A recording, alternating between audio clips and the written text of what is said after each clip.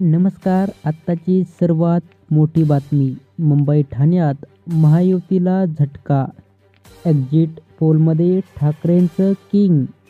महाराष्ट्राच्या विधानसभा निवडणुकीचं मतदान पार पडल्यानंतर आता एक्झिट पोलचे आकडे यायला सुरुवात झाली आहे.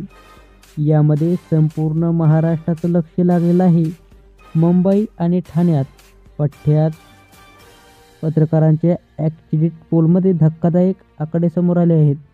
लोकसभा निवडणुकीच्या आकडेवारीनुसार मुंबईत 20 विधानसभा मतदारसंघात महाविकास आघाडी तर 16 मतदारसंघात महायुती आघाडीवर होते, तर ठाणे आणि कल्याण पट्ट्यात भाजप शिवसेना आघाडी घेतली होती.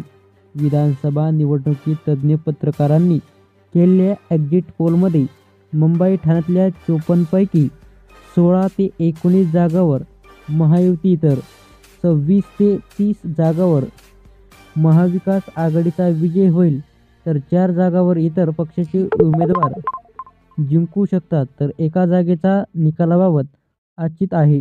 2019च्या विधानसभा निवडणुकीत मुंबई, ठाणे आणि कोकणातला गड महायुतीने राखला होता. मुंबई आणि कोकण भागातल्या एकूण 65 पैकी भाजपला 27, शिवसेनेला 27, राष्ट्रवादीला 6 आणि काँग्रेसला 6 जागा मिळाल्या, तर अन्य आणि अपक्ष पक्षांनी 8 विजय मिळवला होता. असेच नवीन अपडेट जाणून घेण्यासाठी सबस्क्राईब करा. धन्यवाद.